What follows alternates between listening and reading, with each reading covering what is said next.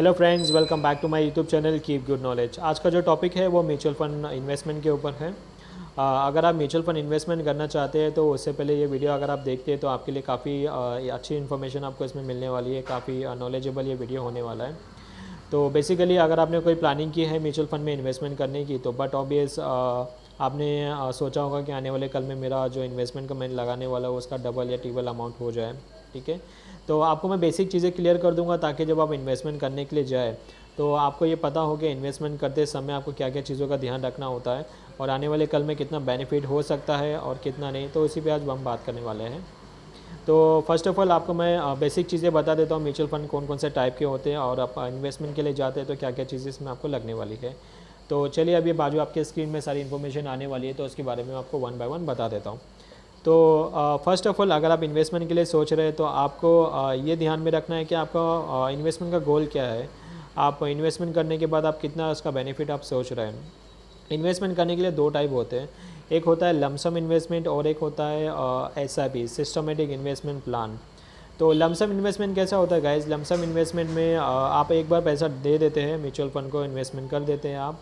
Investment करने के बाद और आप 1 साल 2 साल या 5 साल 10 साल के बाद जो है जैसे आपकी रिक्वायरमेंट होती है उसके बाद आप विड्रॉवल का सोचते हैं। तो ये एक लॉन्ग टर्म इन्वेस्टमेंट हो जाता है। अगर आप अपना इन्वेस्टमेंट 5 या 10 साल के लिए रखते हैं तो दैट मीन्स ये आपके लिए काफ़ी बेनिफिट क्रिएट कर सकता है, क्योंकि म्यूचुअल फंड ही एक ऐसा प्लेटफॉर्म है जहाँ लंबे समय तक पैसे रखने से आपको काफ़ी बेनिफिट होता है। और अगर म्यूचुअल फंड में आप इन्वेस्टमेंट का सोच रहे हो और 1 या 2 साल अगर आप प्लानिंग कर रहे हो पैसा वापस लेने की तो आई डोंट थिंक ये आपके लिए बेनिफिट देगा। येस, आपको 10% से 50% तक आपको बेनिफिट मिल सकता है, बट इट्स नॉट अश्योर। ये अश्योरिटी आपको नहीं मिल सकती कि हाँ इतना ही मिलेगा, क्योंकि म्यूचुअल फंड में अगर आप इन्वेस्टमेंट करते हैं तो इसमें आपको एक्यूरेट वो जानकारी नहीं मिलेगी कि एग्जैक्टली कितना मिलेगा। बट हाँ, तो इसमें प्रॉफिट भी हो सकता है, लॉस भी हो सकता है, लेकिन इसमें ज़्यादा रिस्क नहीं होता है। म्यूचुअल फंड करने के लिए अगर आप लमसम इन्वेस्टमेंट लंबे समय तक सोच रहे हैं तो आप 5 या 10 साल के लिए करेंगे ना तो आपके लिए कोई प्रॉब्लम वाली बात नहीं है, आपके लिए एक्चुअली बेनिफिट ये हो सकता है। और साथ ही साथ इसमें आपको इस चीज़ का भी ख्याल रखना है कि जब आप इन्वेस्टमेंट कर रहे हो ना तो आपका जो फ्यूचर गोल है वो क्या रहेगा उस पर ये पूरा डिपेंड करता है। तो मुझे एक्सपीरियंस जो है म्यूचुअल फंड इंडस्ट्री में ऑलमोस्ट 5 से 6 सालों का है। तो यहाँ पे मैंने काफ़ी लोगों के पोर्टफोलियो देखे हैं जहाँ पे मुझे ब्रीफ आइडिया हो गया है कि लाइक इन्वेस्टमेंट कितने लंबे समय तक बना के रखना चाहिए। तो बेसिकली जो दो टाइप के जो इन्वेस्टमेंट होते हैं, पहला मैंने आपको बताया लमसम इन्वेस्टमेंट, जो आप वन टाइम एक बार इन्वेस्टमेंट कर देते हैं और आने वाले कल में इसकी एक्सपेक्टेशन रखते हैं जो भी इसका प्रॉफिट होगा।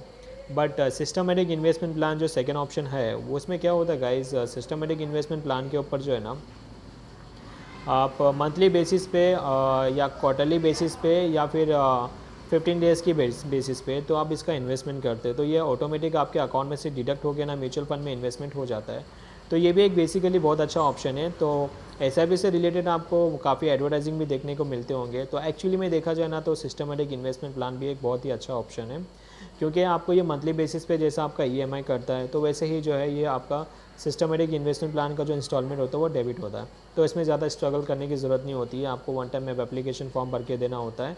जो टेन्योरिटी आप सेलेक्ट करना चाहते हैं उसके अकॉर्डिंगली होता है। ठीक है, तो आप इजीली इसमें इन्वेस्टमेंट कर सकते हैं।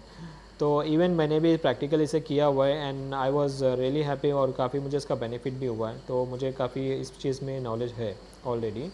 तो डेफिनेटली आप भी इसे अपने लेवल पर ट्राई कर सकते हैं। ठीक है, तो चलिए अभी मैं आपको इस बारे में थोड़ा और इन्फॉर्मेशन बताऊंगा वन बाय वन।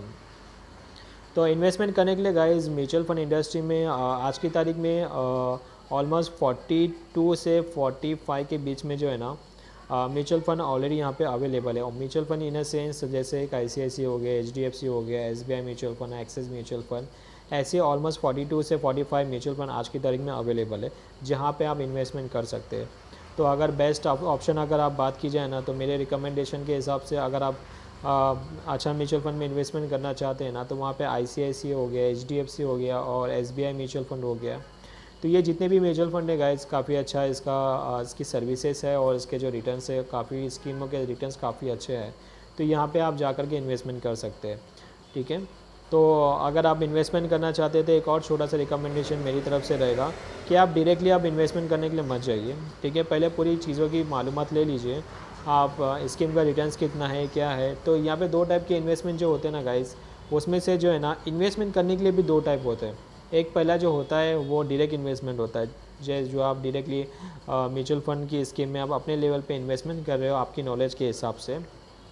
सेकेंड होता है regular investment. Regular investment guys क्या होता है कि एक फाइनेंशियल एडवाइज़र जो है ना मार्केट में अवेलेबल होते हैं, जो आपकी हेल्प करते हैं, आपको सजेस्ट करते हैं उनकी एक्सपीरियंस के हिसाब से, ठीक है। तो वो भी एक जो ऑप्शन होता है ना काफ़ी बेटर होता है, क्योंकि अगर आपको म्यूचुअल फंड की बिल्कुल भी नॉलेज नहीं है या थोड़ी नॉलेज है, तो इन दैट केस आप डायरेक्ट में इन्वेस्टमेंट करने के लिए आप सीधे चले जाते हैं ना, तो वहाँ पे हो सकता है आपको प्रॉब्लम फेस करनी पड़ी। हाँ, कोई अगर सजेशन आपको दे रहा है, कोई गाइडेंस आपको मिल रही है, तो आप इजीली जा सकते हैं। अदरवाइज सेकंड जो ऑप्शन है म्यूचुअल फंड डिस्ट्रीब्यूटर के थ्रू इन्वेस्टमेंट करना, that is the best option, क्योंकि उनको ऑलरेडी 10 से 12 सालों का एक्सपीरियंस होता है। So they are much aware of it. Even आपको कुछ म्यूचुअल फंड एडवाइज़र ऐसे भी मिलेंगे जिनका 30 साल 40 साल का एक्सपीरियंस है, एंड जो एक बार कमिटमेंट कर देते हैं कि हाँ इसमें इन्वेस्टमेंट करना है, तो you can easily go with it because they have lot of experience.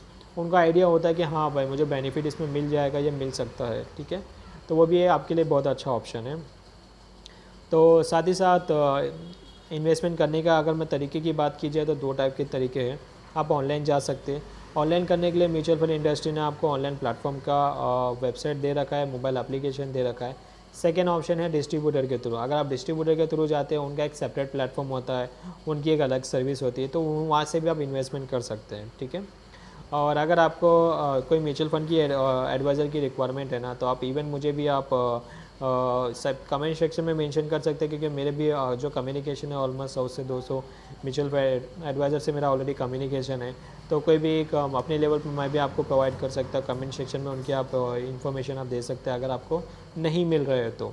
इसमें भी आपके लिए काफ़ी बेनिफिट क्रिएट करेगा, ठीक है।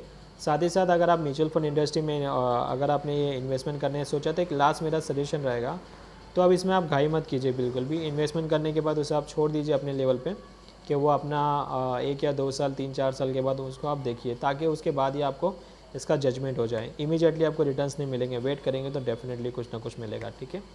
तो गाइज़ अभी के लिए बस इतना ही। ज़्यादा जानकारी के लिए मुझे कनेक्ट कर सकते हैं। Thank you so much.